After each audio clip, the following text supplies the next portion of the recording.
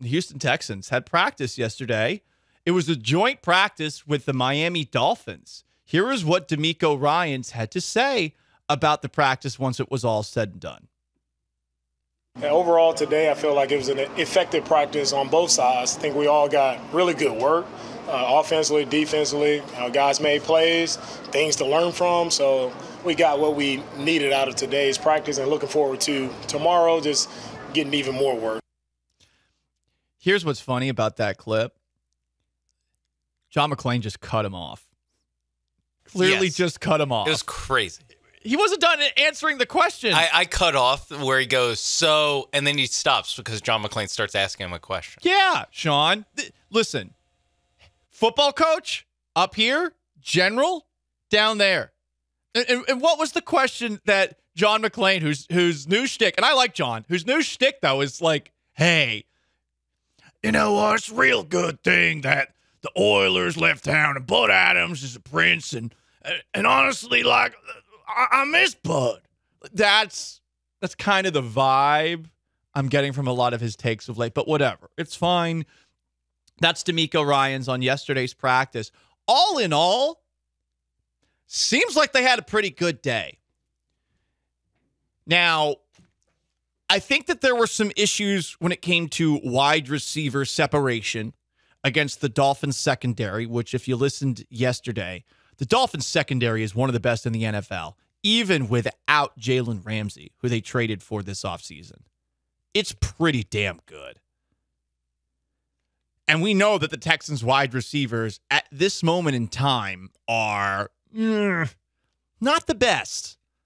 It's one of the reasons you're a little bit annoyed that one of their first-round picks is missing next year, because you're hoping to get one of the wide receivers in a much better wide receiver draft class, at least based off of what they're telling us next year. But Will Anderson has looked good to this point, so I'm not fretting about that, at least yet.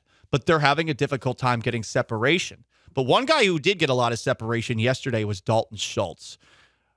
Stroud's best throw of the day was an off-balance throw for 6 to Schultz in the red zone.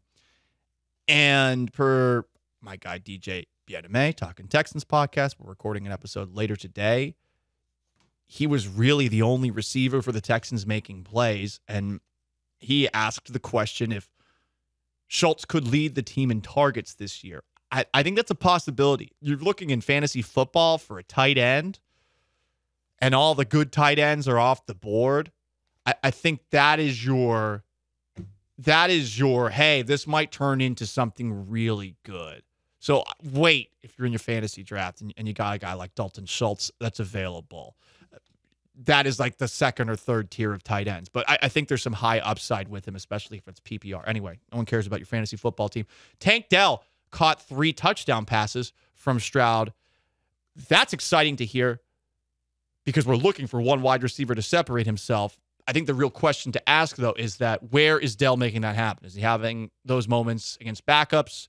Is he having those moments against the first team? When was he checking in with the ones at wide receiver? I think that's the big question. But everyone is loving what they are getting out of Tank Dell thus far this camp. And when you hear buzz like that regularly about a young wide receiver, you should at the very least pay attention to it. As far as the bad for Stroud, he did hold the ball a few times. We saw that to an extent in the preseason opener on Thursday against New England and was unsure where to go with it. Held the ball probably to the point where he would have been sacked a few times, including, I think, one of the passes that he threw to Dell. So that's something that you hope gets better.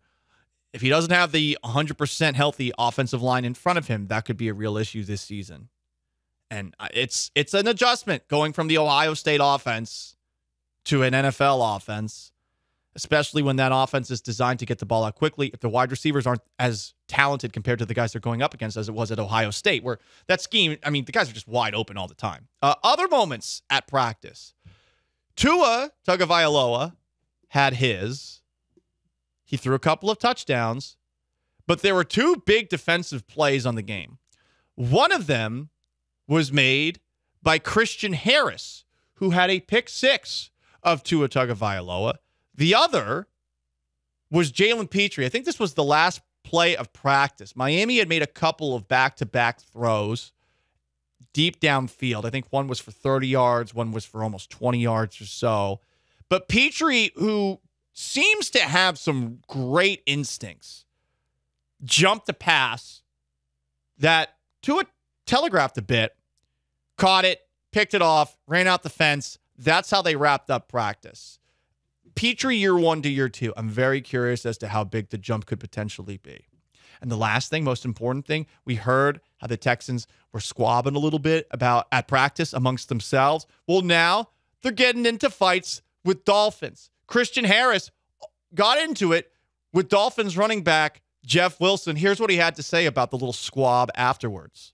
Hey, that's all been. I'm just trying to compete and get better. I mean, we all out here with the same goal, same mindset, so we all hungry.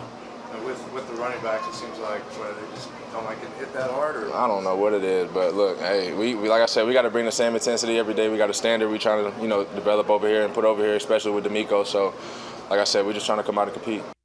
I like that. Christian Harris is essentially calling Jeff Wilson a bitch. Translation. He doesn't have to say it. I'll say it for him.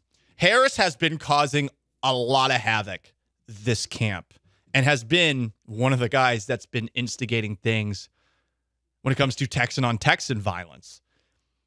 And if you watched at the end of last year, and I know a lot of people were checked out, I thought that he and Petrie, of course, were the two guys that really shined the brightest. He hits really hard. He flies to the football. And it's good that they have a guy in the middle level of the defense who has an extreme amount of attitude.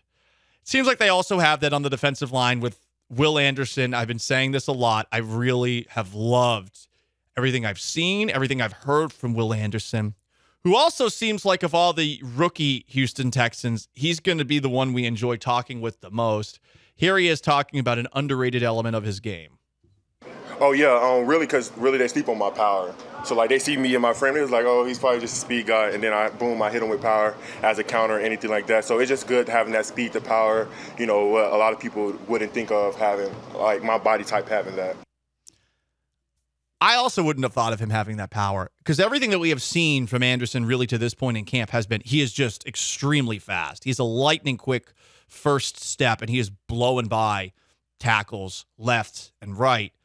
Power as an element of his game was sort of something that I figured we'd see more at the college level than at this level.